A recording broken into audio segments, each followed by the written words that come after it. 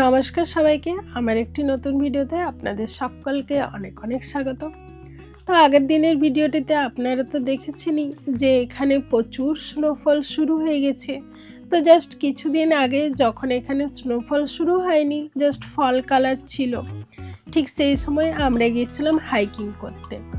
তো এই হাইকিং করার মূল উদ্দেশ্যই হচ্ছে এই যে দেখতে পাচ্ছেন কালারফুল গাছ পাতা, এই সব কিছুই দেখা যায় এবং পাহাড়ে হাইকিং করার একটা অন্য অভিজ্ঞতাও রয়েছে।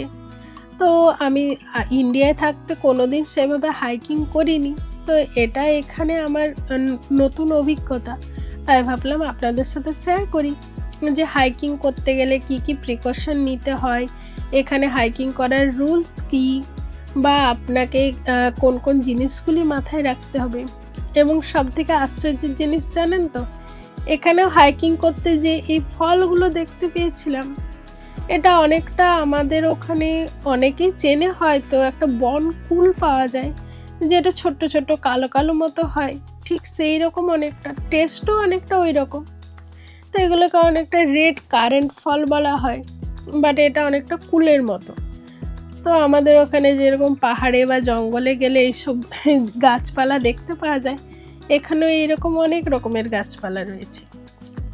তো আমেরিকাতে মানুষজন তো হাইকিং করে, তার সাথে কিন্তু কুকুররাও করে।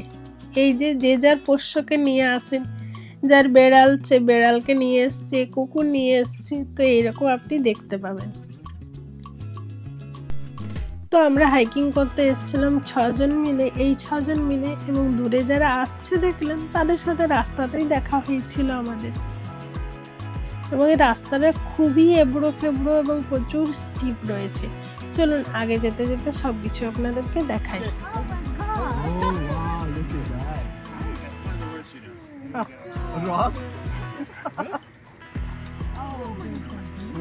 They are so happy.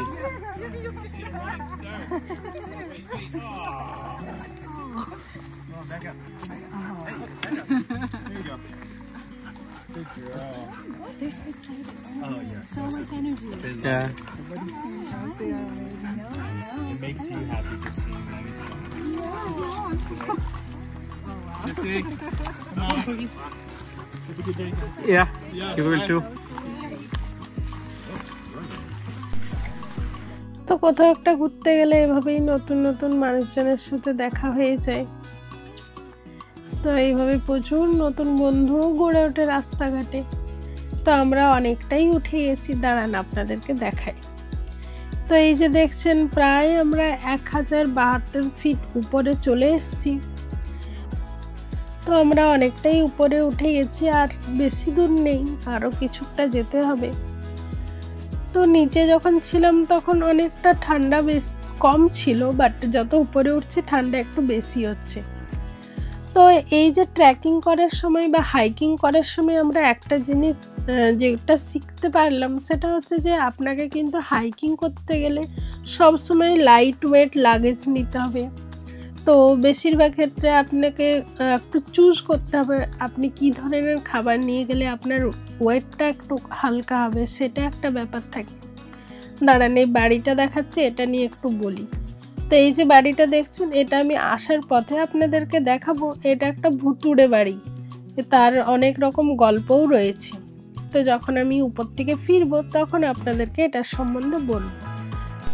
তো হাইকিংয়ের জন্য সবথেকে বেস্ট হচ্ছে যে প্রোটিন বার বা এইসব জিনিসপত্র নিয়ে যাওয়া, যাতে একটু হালকা হয়। তো এখন আমরা যে জায়গায় আছি, এখন পুরোপুরি টপ হিলে পৌঁছাইনি, মোটামুটি পৌঁছেছি, এবং এখান থেকে পুরো ক্যাটস্কিল মাউন্টেনটা দেখা যায়। তো নিউ ইয়র্কে প্রচুর পাহাড় রয়েছে, এবং আমরা যে জায়গায় থাকি, মানে আমাদের বাড়ি যেখানে, সেটাও কিন্তু একটা পাহাড়ের উপরেই। তো ঠিক ওই যে দেখতে পাচ্ছেন চারিদিকে খুব সুন্দর পাহাড়। তবে প্রকৃতির মাঝে এলে কিন্তু খুবই ভালো হয়ে যায় মনটা। তো চলুন, আমরা অনেকটাই উপরে উঠে গেছি। ওই যে আমার পিছনে টাওয়ারটি দেখছেন, ওটির উপরেই আমরা উঠবো। তো আমরা প্রায় 1400 ফুট উপরে এসে গেছি, এবং 2.72 মাইলের মতো। তো অনেকটাই উপরে, এবং ওখানের থেকে এত সুন্দর লাগে পুরো জায়গাটাকে দেখতে যে নিজের চোখে না দেখলে হয়তো বিশ্বাস করা যাবে না। এবং শুধুমাত্র এটার জন্যই এত দূর হাইকিং করা। এবং হাইকিং করলে একটা অদ্ভুত শান্তিও লাগে। এর আগেও আমরা অনেকবার করেছি, কিন্তু এভাবে করিনি এত লোকজনের সাথে বা এত দূরে। এখানে প্রচুর লোকজনও রয়েছে, তারা পিকনিক করছে নিচে। তো এই উপরে ওঠার জন্য, ওয়াচ টাওয়ারে ওঠার জন্য কিন্তু লাইন লাগে। একসাথে 6 জনের বেশি ওঠা যাবে না, তাই দেখুন নিচে লোকজন কিন্তু লাইন দিয়ে দাঁড়িয়ে রয়েছে। তো চলুন ঝটপট আপনাদেরকে একটু দেখাই। তবে যদি কারোর হাইট ফোবিয়া থাকে তারা অবশ্যই এই টাওয়ারে কিন্তু উঠবেন না, কারণ টাওয়ারটা এতটাই ডেঞ্জারাস থাকে এবং প্রচুর নড়ে, কারণ এটা তো পুরো কাঠেরই তৈরি এবং প্রচণ্ড ভয়ও লাগে। অনেক আবার উঠে পড়ে নামতে পারে না, এরকমও লোকজন রয়েছে। তো তারা কিন্তু এই রিস্কটা নেবেন না। তবে এই যে এত উপরে উঠে পড়ে পুরো মাউন্টেনটাকে সামনের থেকে দেখার যে অনুভূতি, সেটা একটা অন্যরকম। যদিও ক্যামেরা জাস্টিফাইড নয়, কারণ ক্যামেরাতে সব কিছু ধরা পড়ে না। এত সুন্দর কালারফুল মাউন্টেন সেটি ক্যামেরায় পুরোপুরি দেখা যাচ্ছে না। তো চলুন, এবার ওঠার সময় মনে আছে বলেছিলাম ওই ভুতুরে বাড়িটা দেখাবো, চলুন সেটি আপনাদেরকে দেখাই। তো এই মাউন্টেনটাতে প্রচুর লোকজন আসেন। প্রথমে আমরা যখন এসেছিলাম ভাবলাম যে একটা ভুতুরে জায়গা, একা একা আমরা 6 জনই যাব। তারপরে দেখলাম যে না, প্রচুর লোকজন আসেন। চলুন ভেতর থেকে দেখাই। এত বছর পুরনো একটা বাড়ি, সেটিও কীরকম ছিল দেখুন। তো আমেরিকায় যতই পুরনো বাড়ি হোক না কেন, সব জায়গায় কিন্তু একটা করে বেসমেন্ট ছিল। তো এটা কিন্তু এখানে সবসময় মেনটেন করে। তো দেখুন লোকজন ভেতরেও চলে গেছে, যদিও খুব একটা উচিত নয় যাওয়া, কারণ কী ধরনের পোকামাকড় থাকবে, কি থাকবে তার তো কোনো ঠিক নেই। এবং এই যে পরিত্যক্ত বাড়িটা দেখছেন, এটা নাকি আসলে একটা লাক্সারি হোটেল ছিল।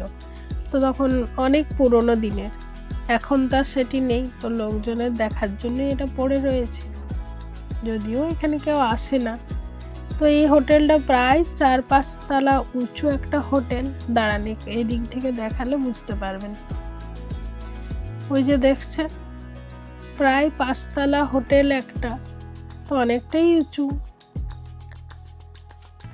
আবার এখানে কি লোকজন বলে ভূত আসে, এসবের গল্প বলছিল অনেকে। তাই আমরা দিনের বেলায় ঝটপট দেখে বেরিয়ে গেছি। পরে আবার ভাবছিলাম যে ভাগ্যিস আমরা একা যাইনি, অনেকের সাথে গিয়েছিলাম। আপনারা যারা এখনও আমার চ্যানেলটি সাবস্ক্রাইব করেননি, তারা অবশ্যই চ্যানেলটি সাবস্ক্রাইব করে রাখুন এই রকম আমেরিকান রিলেটেড ইন্টারেস্টিং ভিডিওর জন্য। এবং আমাকে অবশ্যই কমেন্টে জানাবেন আপনাদের কীরকম লাগলো, এবং আপনারা কি কেউ আছেন যারা ভূতে ভয় পান। তো অবশ্যই আমাকে কমেন্টে জানান, এবং ভালো লাগলে শেয়ার করুন।